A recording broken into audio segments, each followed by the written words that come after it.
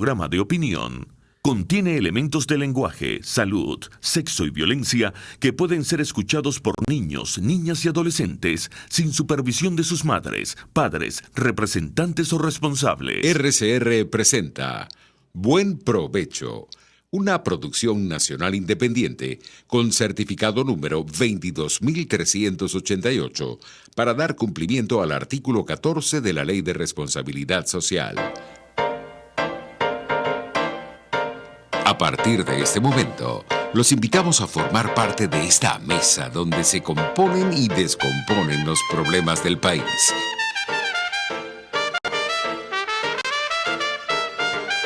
RCR presenta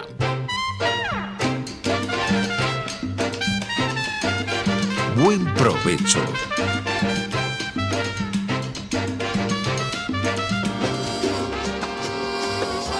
La voz de la diáspora en Buen Provecho con el profesor Tomás Páez.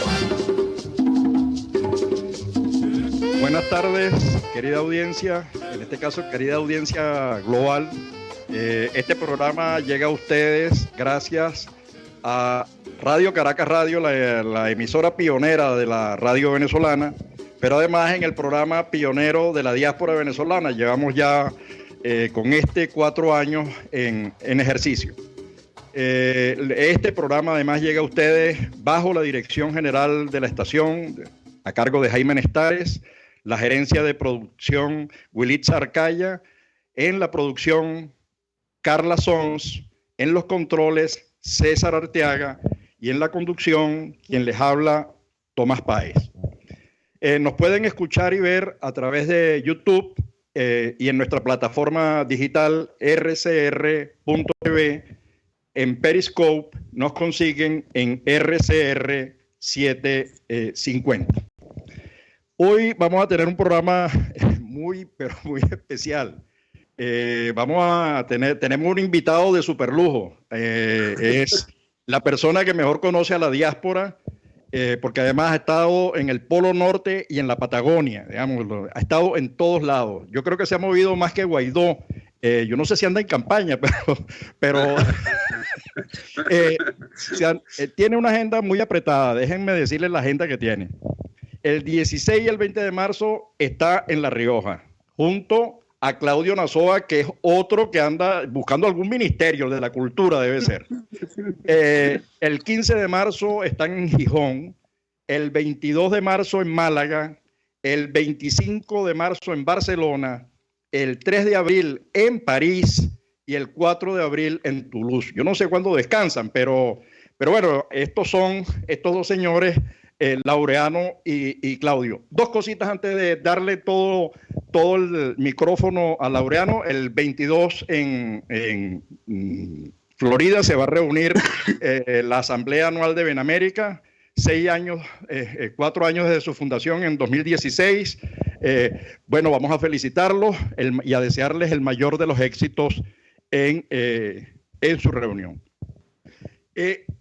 Laureano, tú has estado viajando por todos lados, reunido con la diáspora, has visto la importancia, la magnitud. Estamos hablando en este momento, yo revisando algunas de tus, además he asistido a algunas de tus presentaciones, hablabas del 10% de la diáspora como representante, como porcentaje de quienes se han ido. En este momento estamos hablando de 6 millones de venezolanos, 20% de quienes se han ido. Lo que es bastante, ¿no? Es una cifra parecida a la cubana, por cierto, que los estudios de Portela ha llevado a esos datos. Entonces, a mí lo que sí me gustaría conocer, dado ese conocimiento que tú tienes de la diáspora, porque estás en todos lados con ella, las has visto en Estados Unidos, en Texas, ¿qué importancia le asignas tú a la diáspora por un lado y a la cooperación y al apoyo internacional que se ha conseguido hasta este momento para liberar a Venezuela y retomar el sendero de la modernidad y las libertades? Laureano. Bueno, Tomás, muchísimas gracias. Primero, un honor estar aquí conversando contigo en tu espacio. Un saludo a toda la gente que nos escucha. Y bueno, la primera cosa es que la diáspora venezolana es una diáspora que no está del todo a gusto fuera de su patria. Una cosa muy curiosa, porque yo contrasto esto, yo soy hijo de inmigrantes canarios que fueron a Venezuela, y yo contrasto esto con mi papá. Mi papá se sentía a gusto en Venezuela. O sea, mi papá no quería regresarse a Canarias. Él se regresó por circunstancias que le obligaron, pero no porque estuviese en sus planes regresar a Canarias. Siempre Canarias, por supuesto, estaba en el pensamiento y los canarios son muy trabajadores y las fincas y las tierras le han costado mucho trabajo fundarlas, sobre todo en la zona sur, donde hay que construirlas. Pero, sin embargo, él se sentía a gusto. Y eso no solo lo notó con mi papá, que era canario, sino lo veo con los italianos, con los portugueses, que se sienten a gusto en Venezuela. Los venezolanos extrañamos mucho Venezuela fuera de Venezuela. Esa es la primera cosa que yo noto, que el que está fuera está obligado por las circunstancias políticas, económicas, sociales, pero que no se enamora de esa tierra a la que va. Que es el caso distinto de los que fueron a Venezuela, que todos se enamoraron en sentido metafórico y en sentido real. Casi todos se enamoraron de venezolanas y se casaron. Y entonces hicieron un mestizaje ahí que ha hecho que tengamos tanta Miss Universo y tanta cosa bella por el mundo, ¿no? Entonces, esa es una cosa. La otra cosa que observo es que se pone de manifiesto en la diáspora el talento que produce Venezuela. Venezuela es una tierra productora de ingenio y de talento en todas las áreas, en la música, en la ciencia, en la cultura, en la literatura, en la poesía, y todo eso brilla fuera de Venezuela y brilla con muchísimo prestigio. Artesanía, la cocina, por ejemplo, cocineros venezolanos, bueno, brillando en el mundo, pero además no solamente los chefs profesionales estilo Sumiro Esteves, sino gente que cocinaba sus cosas. Mira, en el mercado de Santa Cruz de Tenerife hay un señor que vende empanadas. Me da mucho dolor porque al lado hay otro señor que vende empanadas argentinas. Y hay una cola brutal para las empanadas venezolanas y el señor de las empanadas argentinas está como desolado, el pobre hombre. Entonces, el tema es que ya él puso una cosa de números, porque es tanta la gente que va que tuvieron que poner una cosita que tú tomas un número para que te atiendan. ¿Por qué? Bueno, él no es un chef profesional. Él es un hombre que se puso con su esposa a hacer empanadas en un lugar del mercado de Santa Cruz de Tenerife y tiene un éxito extraordinario. Y eso lo noto muchísimo, como noto muchísimo también, porque no todo el campo es orégano, como diría la gente que está pasando dolores y sufrires. Por ejemplo, es distinta la emigración en el caso de Europa que la emigración en el caso de América. Si tú vas a Perú, te consigues con casos muy, muy dolorosos de gente que está pasando mucho trabajo, aunado al trabajo que se pasa el tema de la xenofobia. Claro. Laureano, tú que además eres politólogo, que combinas el humor político, que combinas toda esa experiencia cuando éramos felices y no lo sabíamos, con Radio Rochela. Yo estuve o al viendo menos cuando no éramos tan infelices. No, pero es que además estaba viendo algunos sketches tuyos con Claudio, estaba viendo otros sketches con Emilio, que es otra mente brillante. Tú eres politólogo de la Casa que Vence las Sombras y te has inclinado mucho en el tema del humor político. Y allí yo veo que tú has rescatado, primero junto con Edo también, con el libro ese, Salvemos a Venezuela, SOS Venezuela, cuya edición primera fue en italiano, has hecho un trabajo de denuncia con humor, has hecho un trabajo donde pones de relieve el tema de la ciudadanía, la política en su sentido más noble, más allá de los partidos, cómo todos somos responsables. Y tú en tus presentaciones, en estas que has hecho y en las que vas a hacer en los próximos meses, cuéntanos cómo haces, cómo ves este tema y en qué sientes que la diáspora está respondiendo y puede jugar un papel en este tema de la ciudadanía. ¿Cómo lo ves? Bueno, hay varias cosas, Tomás. Una de ellas es que, mira, el convivir con otras culturas e incluso con otros sistemas jurídicos te da una cultura ciudadana que se te va quedando dentro, ¿no? O sea, nosotros los venezolanos, digámoslo un poco autocríticamente, no tenemos mucha cultura ciudadana, mucha cultura cívica. Esa cosa que decía alguna vez Bolívar en el discurso de Angostura, que nos falta, no hemos podido adquirir ni poder, ni saber, ni virtud. Es decir, la ciudadanía requiere saber y requiere virtud, requiere la comprensión de la norma como una manera de vivir que nos beneficia a todos. Eso nosotros ahí fallamos. Y fallamos no solamente porque nosotros tengamos una propensión a eso, pues, quizá históricamente, sino porque las circunstancias del país no nos han permitido tampoco ejercer la ciudadanía. ¿Sí? Yo lo digo a modo de broma, mi monólogo es que yo toda la noche en Caracas frente a un semáforo en rojo, yo acelero. Pero no porque yo sea un sinvergüenza, sino porque hay una serie de circunstancias que me obligan a acelerar. Si yo me detengo a las 10 de la noche frente a un semáforo en rojo en Caracas, estoy poniendo en riesgo mi vida. Y, por supuesto, si el semáforo se pone en verde, yo freno, porque sé que hay otro venezolano pensando igual en el otro cruce. Entonces, yo digo que nosotros vivimos en una desobediencia civil interconectada, que es lo que hace que el país funcione. El país funciona gracias a que hay desobediencia civil, pero eso no es lo normal, ni es lo bueno, ni es lo deseable. Los países donde la gente migra son países que funcionan gracias a que hay obediencia civil. Y eso la gente lo entiende y lo entiende muy bien y se adapta muy bien. Entonces yo creo que nosotros en el mundo, en Estados Unidos, en Europa, los venezolanos que están en la diáspora reciben lecciones de ciudadanía cada día. Y eso nos hace mejores ciudadanos. Y eso hace que cuando se reemprenda la reconstrucción del país, porque eso es algo que va a venir, esa experiencia se transforma en riqueza para el país. Lo digo también viendo la propia experiencia de mi padre, el inmigrante, como diría el poeta. Es el viajar, el trabar contacto con otra cultura, te enriquece muchísimo, muchísimo. Mi padre, el que salió de Canarias en el año 50, no fue el mismo que regresó a morir acá al final de sus días. Ya era un hombre formado en la cultura venezolana y en la idea de la democracia que él no había conocido aquí. Él conoció la democracia, él conoció lo que era un sistema en el cual tú podías hablar, en el cual tú tenías derecho. Se fue de la España de Franco. Entonces, una cosa muy, muy particular, eso está pasando. La gente que se está yendo de la Venezuela actual, que no voy a decir nombres para no meternos en problemas, es una gente que se está yendo a un país donde está aprendiendo muchísimo.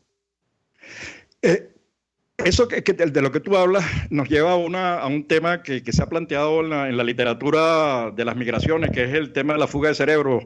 Yo cito a Clemens diciendo que hablar de fuga de cerebros es como decir que la incorporación de la mujer al mercado laboral es abandono del hogar.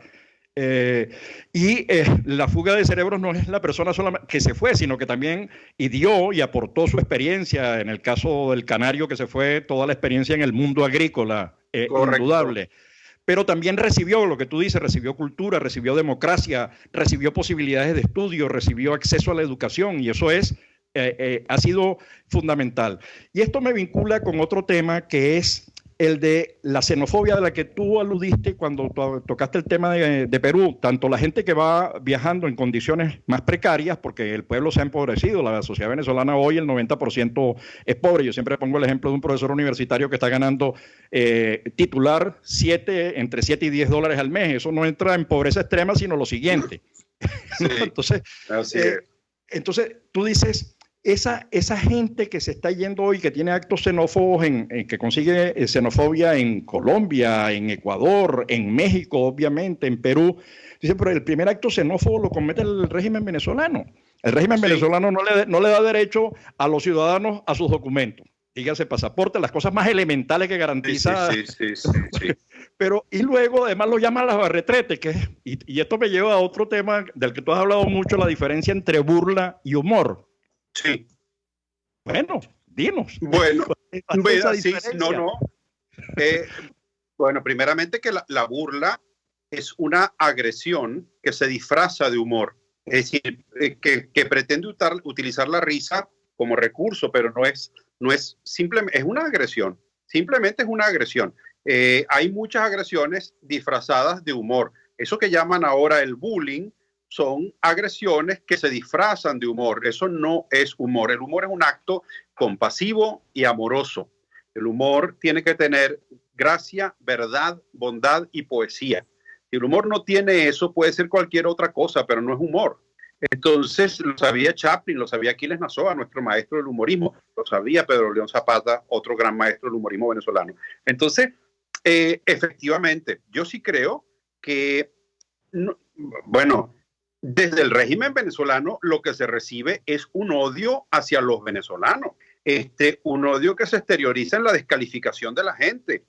La descalificación de la gente, en primer lugar, lo más grave, por sus opciones y preferencias de ideas. O sea, la gente que tiene una idea distinta a la idea que tiene el régimen es una gente despreciable, etiquetada, insultada, cúpula podrida, escuálido, y 40.000 epítetos que se han utilizado para referirse a una parte de la población. Laureano, perdóname que te corte, es que se me está haciendo demasiado interesante la conversación, pero tengo que ir al corte. Bueno, 2 minutos y ya regresamos para que continuar contigo. ¿Está bien? ¿Me quedo aquí o me baño? Te quedas. Ok. Usted escucha Buen Provecho por rcr.tv, la radio que se ve. Sintonícenos a través de Periscope, @RCR750, la radio que se ve. Si te antojas de una buena hamburguesa, te recomiendo la Street Burger de Buono Restaurant, con 200 gramos de carne de primera calidad, queso, tocineta, vegetales y más. Acompáñala con la bebida de tu preferencia y es solo para los más exigentes, o pídela como tú quieras. Buono Restaurant en Altamira, 6ª Avenida, entre 3ª y 5ª Transversal. Buono Restaurant, complace tu paladar. Margaret Thatcher, primera ministra del Reino Unido. El socialismo fracasa cuando se les acaba el dinero de los demás. RCR 750 AM, porque lo bueno une. Los grandes temas se debaten en la mesa. Buen provecho por rcr.tv, la radio que se ve. Y síganos en Twitter, @RCR750. Ya de regreso nuevamente con Laureano Márquez, quien nos está cediendo un espacio de esa apretadísima agenda que tiene de presentaciones. Ya se las comuniqué al principio en Gijón, París, Toulouse. Pero además, Laureano ha sido escritor, columnista del diario Tal Cual. Además, le tocó una sanción que afortunadamente la sociedad respondió con un apoyo absoluto. Y estábamos hablando, habíamos dejado en el aire el tema humor burla, esa cosa del régimen venezolano refiriéndose a quienes se van como lavaretretes, lavaposetas o unos tontillos que huyen y no saben, van a sufrir huyendo del paraíso. Entonces, estábamos hablando del primer acto xenófobo en contra de los venezolanos, lo ejerce el propio régimen. Y para que continúe Laureano, creo que hay otro tema que es cómo el Estado se ha apropiado de los espacios que pertenecen al humor, al arte, a la cultura, y han convertido ese hecho en o me apoyas y tienes espacio, o piensas por tu propia cuenta y te niego la posibilidad de que actúes en el Teresa Carreño o en los hoteles que son del Estado. Te dejo todo el espacio para que continúes, Laureano. Perdona el corte, pero era necesario hacerlo. Claro, por supuesto. Es que además de esos cortes se vive, ¿eh?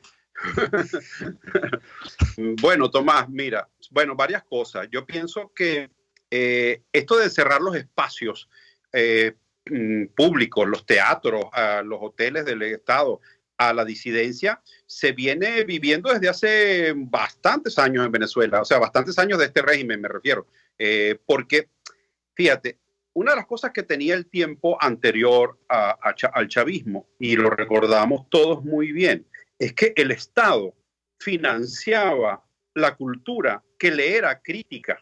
Las películas, el cine, el teatro que se hacía en Venezuela era un teatro crítico contra los gobiernos de la época que estaba financiado por el Estado venezolano. Es decir, no había, en ese sentido, hay que reconocerlo, una discriminación por los temas que se tocaban. Muy al contrario, parecía que si tú hacías una cosa alabando al gobierno no te iban a financiar. Yo recuerdo una vez que en el gobierno de Caldera nosotros hicimos un espectáculo patrocinado por la Secretaría de la Presidencia de la República que se llamó Las Esquinas y el Humor. Eran las esquinas de Caracas. Estaba Rubén Monasterio, Aníbal Nazoa, Claudio Nazoa y yo. Y resulta que nosotros hablábamos mal del gobierno de Caldera y nunca durante todas las presentaciones que hicimos a nosotros se nos impidió que hiciéramos y nadie nos dijo, mira, no pueden decir eso del doctor Caldera, no pueden criticar al gobierno de Caldera. En absoluto. Es más, recuerdo en una oportunidad que estábamos haciendo la presentación y estaba entre el público Andrés Caldera, que creo que era secretario de la presidencia, y bueno, se caló su chaparrón y se fue tranquilito y no protestó y no dijo, esta boca es mía, y nosotros seguimos todo el ciclo de presentaciones que teníamos. Eso era la Venezuela democrática. Eso se perdió. La Venezuela actual es una Venezuela que exige lealtad, pero lealtad incondicional. Es decir, como decía alguna vez un amigo mío, no es que me adules, sino incluso que me adules como yo digo que me adules. Entonces, eso es sumir a una población en el desprecio más absoluto. Y fíjate, cuando tú decías esto de las posetas, que es una manera de etiquetar a los venezolanos que se han ido. Mira, yo tuve una experiencia en Manchester, me estaba presentando allá, y después de la presentación, pues uno siempre intercambia opiniones con la gente. Conocí a una señora, fíjate qué interesante, era ingeniero de la Universidad Simón Bolívar. Esta señora comenzó lavando los baños, las posetas de una conocida cadena de hamburguesas. Esa señora me comentaba que, claro, ella se sentía muy mal, había estudiado, era de una mujer muy inteligente, y lo es, y se sentía muy mal, y ella decía que ella ofrecía a Dios su trabajo, lo ofrecía a Dios como tributo, como recompensa. Ella hacía las cosas tan perfectas al punto que un día el tipo que gerenciaba las cadenas le acercó para decirle, mire, ¿quién está lavando estos baños? Entonces ella levantó, yo soy la que lo limpia. Señora, usted lo está haciendo excelente, no hay manera es impecable lo que está haciendo. Bueno, esa señora, Tomás, ¿sabes lo que hace hoy? Ella diseña alas de los aviones en los que vuela la gente. Diseña alas de aviones. O sea, hay que ver lo que significa diseñar el ala de un avión. Cuando yo escuché eso, yo decía, esa es una venezolana que comenzó limpiando los baños en una cadena de hamburguesas. Mira, limpiar un baño no es ningún acto de indignidad. Y si tú, como ella hacía, lo ofreces además como tributo, como, bueno, este es el momento que me tocó y vendrán momentos mejores. La historia de todos los inmigrantes, y vuelvo otra vez a la historia familiar porque la que conozco, mi papá llegó a Venezuela, además solicitado por el gobierno venezolano, porque el gobierno de Pérez Jiménez solicitaba inmigrantes a Venezuela, a España y a Italia y a Portugal, sin trabajo, llegó a una barraca donde se alojó, bueno, y después al final de sus días mi papá se hizo comerciante, tuvo un negocio, le fue bien, educó a sus hijos fueron a la universidad, cosa que no habría sucedido de ninguna manera si mi papá hubiese permanecido en la España de la que él se fue. En esa España, en el pueblo donde nació mi papá, sus hijos no iban a la universidad, porque yo veo los que tienen hoy mi edad y ninguno fue a la universidad, salvo dos contadas excepciones. Laureano, eso que estás diciendo ahora, yo recuerdo una tía canaria que cuando llegaba a Venezuela quedaba alumbrada, porque cuando iba por la autopista del Este y veía las luces de Savoy, ¿no? Toda esa iluminación. Sí. Bueno, en Canarias no existía eso, no existía agua caliente, estamos hablando de precariedad, y llegaron más o menos 200.000 canarios a Venezuela. Entonces, eso que ocurrió fue tan precioso, tan lindo, que preocupa hoy que una de las vicepresidentas, de las 3 vicepresidencias o 4, ya yo no sé cuántas vicepresidencias tiene España, haya dicho que el tema de Venezuela no le importa. Y le decía, bueno, pero ¿será quién? Porque le importa a los españoles que aún viven en Venezuela, le importan a los hijos de los españoles y nietos de españoles que están en Venezuela, hoy en España o en Estados Unidos, le importan a los amigos y novios y compañeros de trabajo y compañeros de estudio de esos venezolanos que además se cuentan por millones, porque estamos hablando de más de 400.000 venezolanos en España. Entonces, a mí me preocupa tanto el desprecio con el que se miran las cosas o con el que se miente con este tema de Avalosgate o del Seagate o del Ciavalosgate. Yo no sé cómo se llama eso, pero preocupa como respuesta, digo, no sé cuál es tu percepción de eso, ¿no? Absolutamente preocupante, coincido contigo, y no solamente preocupante, sino desafortunada. Es decir, además, si alguien en Europa tiene que, de la comunidad europea que está produciendo sanciones contra los arbitrarios y corruptos del régimen venezolano, si alguien tiene una especial vinculación con Venezuela, es España. Si España es como el puente de unión por el idioma, por la cultura, por la presencia española, el descubrimiento de América y de todas estas tierras. Entonces es una declaración desafortunada, pero además que da cuenta del drama que está viviendo el gobierno español. El gobierno español está viviendo un drama muy complejo y yo siento que debe haber presión del régimen venezolano hacia el gobierno español. ¿Por qué? Porque deben tener información que les compromete.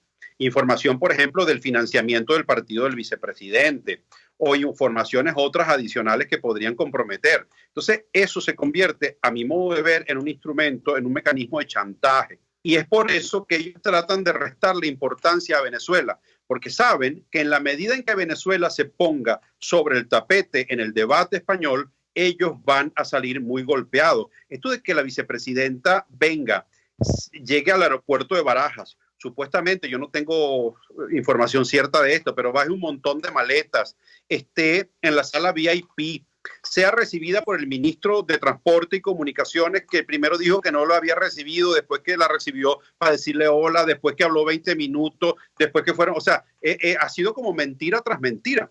A mí lo que me asombra de la política española es el doble rasero que se usa para evaluar las cosas. O sea, cuando la corrupción es de otro partido, es muy grave, pero cuando es la propia, eso se le resta importancia.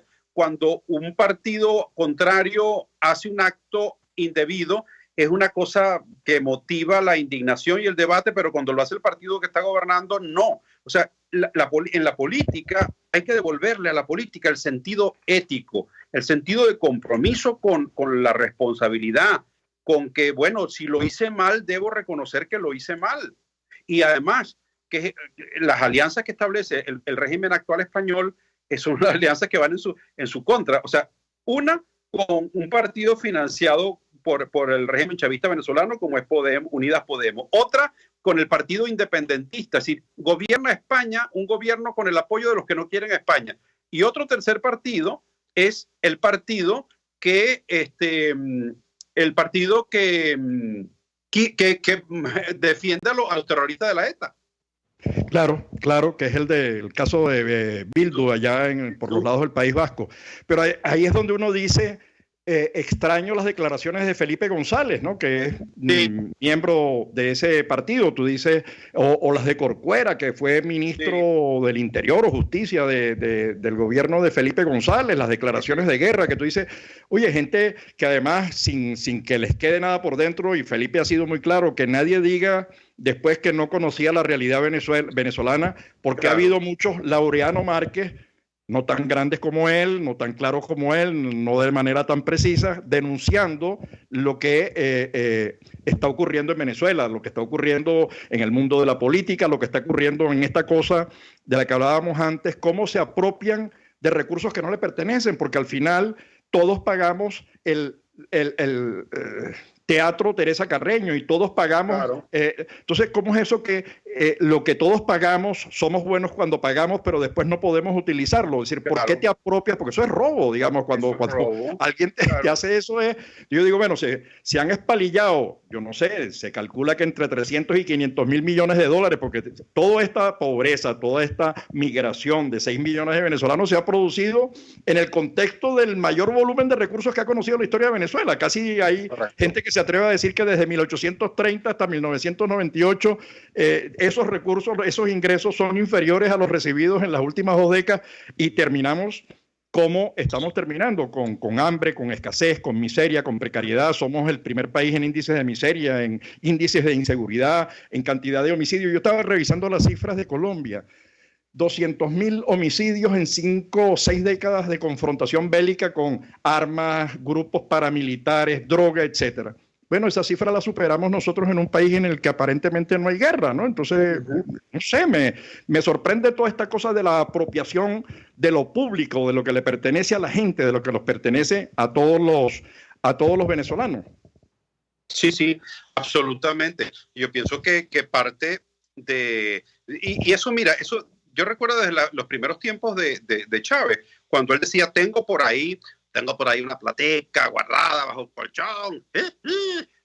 O sea, esa idea de decirle a la gente que lo público es del gobierno y que la gente cuando recibe algo lo recibe porque el gobierno de turno o el líder de turno es muy bueno.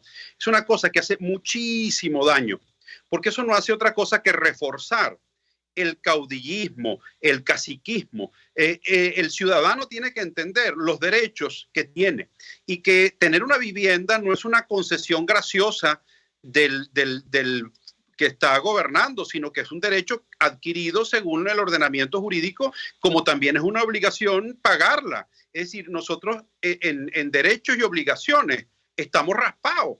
Es decir, nosotros tenemos que asumir que las cosas tienen un costo y que el Estado no puede financiar infinitamente nuestro. El Estado está para defender los derechos de todos, para administrarlo de todos. La idea de lo gratuito, de que todo tiene que ser gratuito y me tienen que dar, es una idea que nos ha hecho muchísimo daño también. Entonces, pero claro, que sirve a quien está en el poder para apropiarse. Dice, bueno, si quieres comer, yo te doy la comida. Claro, y si yo te doy la comida, tú tienes un vínculo conmigo de obediencia y de respeto y de lealtad. Pues no, la comida es un derecho suyo. Y es lo que es terrible es que un Estado le haya quitado a usted la posibilidad de comer normalmente como puede comer en cualquier país. Laureano, tú que has estado en todo el mundo, digamos, te has reunido con la diáspora en los más diversos eventos. Hace poco coincidimos en el de los muchachos estos que llevan 10 años haciendo Plan País, que es una maravilla. Por primera vez lo hacen fuera de Estados Unidos. Congrega a jóvenes preocupados, interesados, pensando en qué hacer para reconstruir Venezuela. Que la has visto a la diáspora, que has visto esas cosas lindas, esos cuentos que acabas de echar de Inglaterra o que has estado en Perú, en Colombia. A mí me sorprende mucho que el señor Maduro haya dicho en Naciones Unidas en el año 2018 que ese fenómeno no existe, digamos que están exagerando, que la diáspora es mentira, pues, ¿no? Eso lo reitera el señor Arreaza, que es vicepresidente, uno de los vicepresidentes en Venezuela, o fue vicepresidente, no sé ahorita si sigue allí. Entonces, digo, eso es una bofetada a los organismos internacionales que todos los días están midiendo, contabilizando, viendo, a las agencias de Cáritas que están dándole comida a los venezolanos, que los están asumiendo en Brasil, en Colombia, a la cooperación internacional, a lo que está haciendo Colombia, que está recibiendo casi 2 millones de venezolanos, a lo que está haciendo Perú. Uno dice, es una bofetada del mundo, es una bofetada al mundo. ¿Por qué el mundo no reacciona como más fuerte? ¿Qué crees tú que pasa? ¿O te parece suficiente lo que está haciendo el mundo en relación con Venezuela? Tú que estás en contacto permanente con la diáspora. Bueno, yo creo que nosotros somos una preocupación para algunos países, pero yo siento que el mundo la tiene difícil para solucionarnos los problemas nuestros, porque Venezuela requeriría que el mundo se metiera metiéndose, es decir, que tuviera una participación activa, porque todo lo que puedas hacer desde fuera es crear conciencia y es importante. Y además discutir el tema para que, sobre todo, las ideas que muy bien sabe vender el régimen sean contestadas. Pero realmente nosotros no somos como nosotros no somos una gran preocupación para el mundo. Yo creo que el mundo solo se preocupa de los países cuando la tragedia es pavorosa. Y yo creo que ya en el caso venezolano la tragedia es pavorosa. Ok, pero vamos a irnos ahorita a corte. Yo creo que me gustaría redondear con eso que estabas respondiendo y relacionado con otro asunto. ¿Cómo puede la diáspora participar en el proceso de reconstrucción de Venezuela? Pero eso lo retomamos al regreso, Laureano. De acuerdo, muy bien. Usted escucha Buen Provecho por rcr.tv, la radio que se ve. Puedes seguirnos en nuestras redes sociales. En Twitter, @RCR750, la radio que se ve. Ávila Gallery, de la mano de su aliado comercial San Miguel Asociados Bienes Raíces, te invitan a la reapertura del Inca San Bernardino, el centro deportivo cultural por excelencia, aún con locales comerciales disponibles. Síguenos en Instagram por @SanMiguelAsociados888 en números o llámanos al 0414-127-4060. Ávila Gallery, tu centro de arte moderno. RCR 750 AM, porque lo bueno une. Los grandes temas se debaten en la mesa. Buen Provecho por rcr.tv, la radio que se ve. Y síganos en Twitter, @RCR750. Ya de regreso nuevamente con Laureano, a quien le agradecemos, Laureano Márquez, a quien le agradecemos este espacio. Tiene, repito, una apretada agenda. Laureano, como todos lo conocen muy bien, además de humorista, es politólogo y su humor tiene de alguna manera esa dirección. Es un énfasis y además colocado en reafirmar la ciudadanía, por eso quizás habla tanto de Miranda. Y además debe ser porque Miranda también es familia de Canario, entonces toda esa cosa lo vincula. Entonces habíamos dejado en el aire el tema de cómo puede la diáspora, esa que él conoce, esa que él ha visto, que le está echando piernas, que está trabajando, participar en el proceso de reconstrucción de Venezuela cuando una parte importante de ellos, pese a que tienen amor por Venezuela, la añoran, esa Venezuela que, bueno, han tenido que reinventarse, han tenido que trabajar, han crecido, se fueron con hijos y hoy tienen nietos, no es fácil el retorno, además. Entonces, ¿cómo ves tú esa posibilidad? ¿En qué estás pensando? ¿Qué has escuchado? ¿Cómo ves la cosa? Digamos, ahí sí me gustaría conocer tu percepción del tema, ¿no? Bueno, Tomás, lo primero que veo es que hay mucha gente haciendo cosas por todos lados.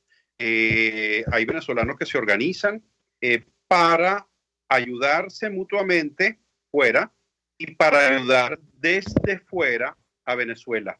En todos lados donde yo he llegado hay algún tipo de fundación, algún tipo de organización que se ha hecho para enviar o medicamentos o alimentos o alguna cosa a Venezuela.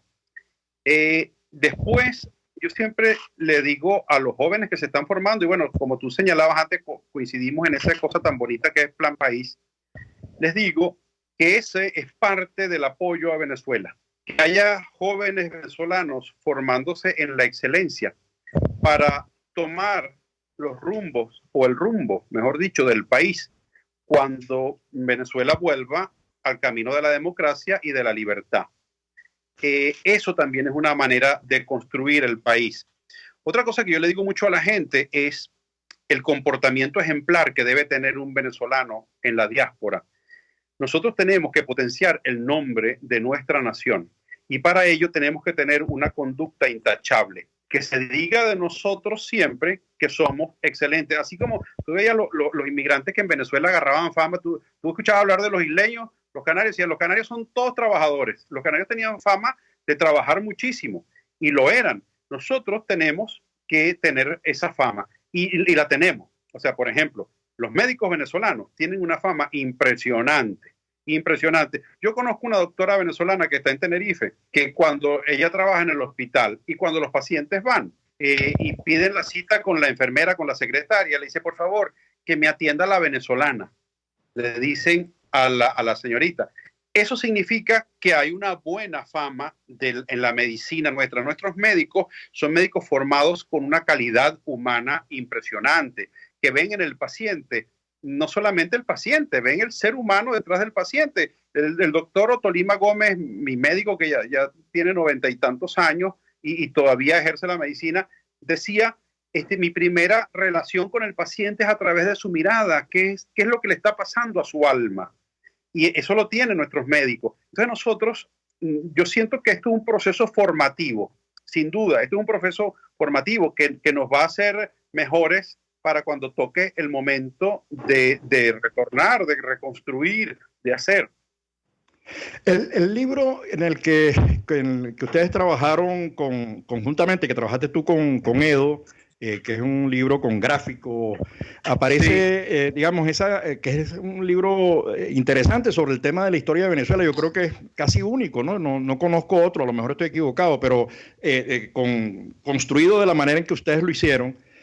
Queda muy bien parado el periodo democrático, ¿no? Yo creo que sí. Nosotros hemos aceptado muchísimas críticas. Yo recuerdo cuando uno dice, bueno, el inmigrante, y uno conoce a canarios que vivieron en Quebrada Honda, 4 personas en una habitación, y que luego cada uno construyó su negocio, ¿no?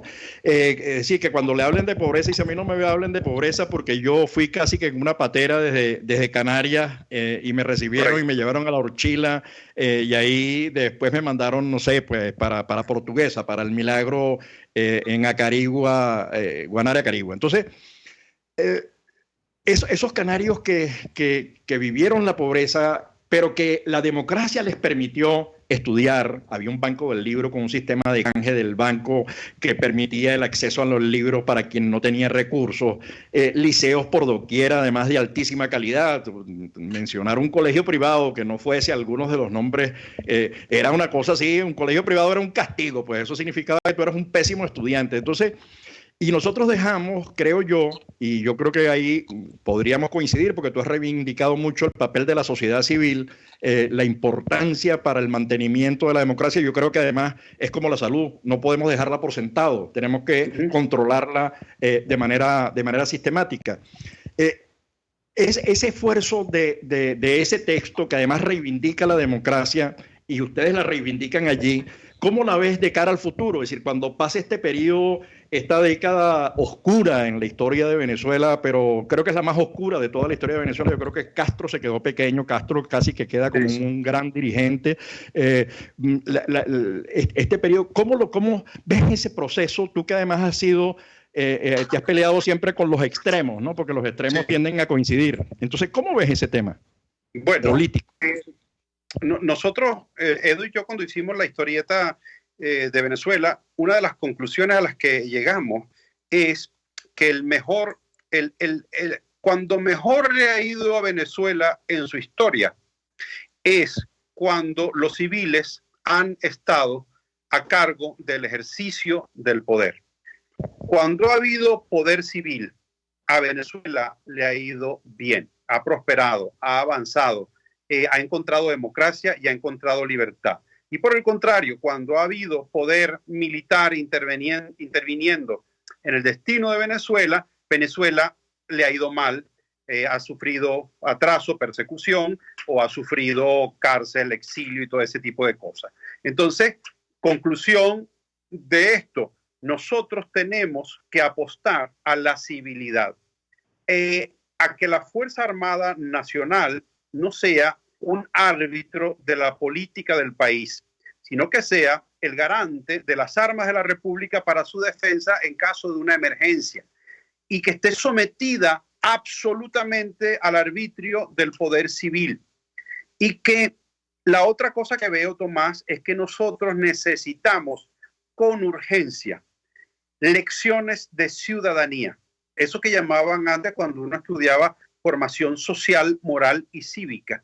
Nosotros necesitamos una escuela de ciudadanos, pero no es una escuela. Nosotros necesitamos un proyecto cultural que le lleve a la gente la noción de ciudadanía y que se haga a través de las emisoras de radio, de los programas, de la publicidad, del humor, de la cultura, de la poesía, de los libros, de todo. Nosotros necesitamos que la gente entienda que es dueña de su destino y que nadie, y que no tiene que depositar su destino en manos de una persona inspirada, de un superhéroe, de un caudillo, de un líder. No, los líderes son personas que ocasionalmente administran lo que es de todos. Entonces no están por encima de nosotros, por el contrario, son nuestros servidores y nos rinden cuenta. Entonces nosotros a ellos los presionamos y los tratamos como un jefe trata con respeto naturalmente a sus empleados. Es decir, le exigimos, le revisamos el horario, le revisamos la administración de los fondos, los sancionamos si lo han hecho mal. Esa es la cosa que tenemos que aprender. Laureano, vamos ahora a un corte para retornar a los últimos minutos que nos van quedando, así que te voy a pedir síntesis para aprovechar al máximo esos minutos, Laureano. Ya regresamos. De acuerdo. Análisis, opinión, entretenimiento y mucho más. Escucha Buen Provecho por rcr.tv, la radio que se ve. Puedes seguirnos en nuestras redes sociales. En Twitter, @RCR750, la radio que se ve. ¡Epa! Si vas a la Casa del Jabón, pregunta por los combos de productos de aseo personal y de artículos y equipos de limpieza. Los precios te sorprenderán por su costo, calidad y variedad.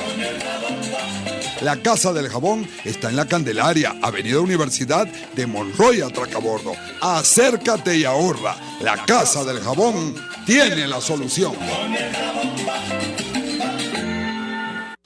Les habla Claudia Macero y los espero todos los jueves a la 1 de la tarde en Contigo Liberalmente, un espacio cultural, dinámico e irreverente para escucharnos y debatir ideas junto a jóvenes que creen y defienden la libertad. Contigo Liberalmente, todos los jueves a la 1 de la tarde por rcr.tv, la radio que se ve. Los grandes temas se debaten en la mesa. Buen provecho por rcr.tv, la radio que se ve. Y síganos en Twitter, @RCR750. Ya de regreso con nuestro super invitado, Laureano Márquez, que además tiene una gira muy fuerte en los próximos 2 meses junto al otro terrible del humor que es Claudio Nazoa. Ya les hablé de esas fechas, así que por favor búsquenla en varias ciudades de España y en varias ciudades de Francia en el próximo mes y medio. Laureano acaba de abrir una espita con el tema militar. Los militares en Venezuela controlan el 70% de la economía y hacerlos retornar a los cuarteles creo que no va a resultar fácil, pero además después de haber visto hoy acaba de salir en el periódico El País una información de la banca suiza diciendo que quien había ejercido como embajador, que casi era representante del gobierno aún cuando ejercía como embajador de España en Venezuela, el señor Modoro, además con un caso raro ahí en el medio, un suicidio muy extraño, habrá que esperar la información y las investigaciones. Acaba de decir la banca suiza que hay mucha plata allí, pero es que además acaban de conseguir también un avión con oro vinculado a algo de Guayana. Entonces ya y estamos hablando de que eso es el control del país, digamos, el control del oro, el coltán, el torio, el petróleo, la extracción de gasolina, toda esa cosa. Entonces, ¿cómo ves tú esa cosa de ciudadanía y cómo hacemos, Laureano? Danos ahí la fórmula. Cónchale, Tomás. Ojalá la tuviera. Realmente es una cosa muy complicada porque además la perversión funciona, pervertir a una sociedad, acostumbrarla a la corrupción, a eso es una cosa que revertir después eso es sumamente difícil. Es muy complejo. El otro día leí un artículo, una entrevista, perdón, de Prieto, el periodista Hugo Prieto, a Ana Teresa Torres, que, bueno, me golpeó mucho la entrevista, pero la encontré muy lúcida. Es decir, nosotros vemos un horizonte un poco lejano de solución a lo que está pasando, porque es que son muchos monstruos que hay que domesticar. Mira, yo pienso que la Fuerza Armada, yo creo que no estaba tan pervertida desde la época de la independencia, porque vamos a estar claros, en la época de la independencia, los generales que llegaron victoriosos empezaron a agarrarse tierra y los soldados agarraban, cada quien agarraba a su nivel. Si era general, agarraba una hacienda, si era soldado, agarraba 4 vacas, ¿no? Y entonces, y tenías derecho a eso, bueno, porque yo estuve en la guerra de independencia, el país me debe. Esa idea de que el país me debe y yo me cobro con el país, o ya esto llevado a la perversión, es decir, el país es tuyo y el país es un negocio para enriquecerte. Es una cosa que una vez que se logra desandar ese camino, es muy difícil porque es quitarle a la gente privilegio. Es decir, ¿por qué voy a trabajar si yo antes lo ganaba sin trabajar? Bueno, ahí es donde yo pienso que tiene que haber un componente de autoritas, de autoridad y de ética, de moral, pero también de autoridad concreta. O sea, alguien tiene que encerrar al monstruo, alguien le tiene que poner límites a ese ganado que anda suelto para que no arrase con el país y decirle, mira, usted tiene que volver a sus barreras. ¿Cómo se hace eso? No lo sé. Pareciera que estamos en un momento en el cual no solamente no se puede hacer, sino que la cosa como que tiende a peor. O sea, uno siente que hay como un raspe de olla en el país, que tiene a todo el mundo enloquecido. O sea, yo fui a una conferencia en estos días en Miami, entonces los que hablaban de las inversiones en Estados Unidos decían, bueno, una inversión buena puede producir un 5, un 6%. Eso en Venezuela es impensable. Las inversiones en Venezuela son del 300%. Entonces, ¿cómo? Es una tarea difícil, pero tenemos que empezar por el corazón y por la cabeza a entender qué tipo de país queremos para nosotros y para nuestra heredad. O sea, y sembrar conciencia. El hacerte rico no es, y más si es hacerte rico a costa del empobrecimiento de los demás, porque hacerse rico no es nada malo. Oye, Ford inventó el carro y tiene todo el derecho a hacerse rico, pero cuando tú te haces rico empobreciendo a otro, eso es una gran tragedia. Y eso es lo que nos está pasando a nosotros. Cambiar eso requiere un cambio de actitud. Mira, yo vuelvo a Etienne de la Boétie, que en 1600 por ahí escribió de la servidumbre voluntaria o contra el uno. A nosotros nos va a llegar un momento en el cual todos y cada uno de los ciudadanos tenemos que rebelarnos en contra de esto, que es al final la única gran fuerza. La fuerza de una ciudadanía que dice, mira, no me dejo gobernar así, no me dejo. Tan sencillo como... Bueno, tan sencillo claro. Y tan complejo. Bueno, Laureano, de verdad que gracias por tu tiempo, gracias por compartir las reflexiones, tu experiencia con la diáspora. El mayor de los éxitos te deseamos en la próxima gira que tienes, en este caso con Claudio. Y bueno, nos seguimos viendo, seguimos en contacto y seguimos trabajando con y por la diáspora y por el país.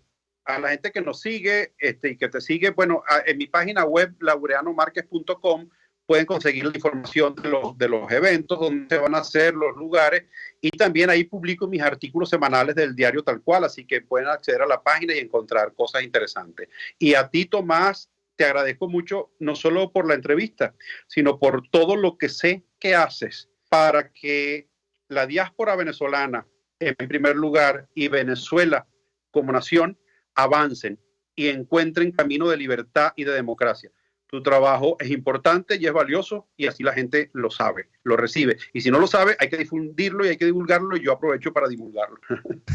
Gracias, Laureano. Nos seguimos viendo. Gracias a todos. Nos vemos el próximo lunes a la misma hora. RCR presentó Buen Provecho. Síganos en Twitter en @RCR750.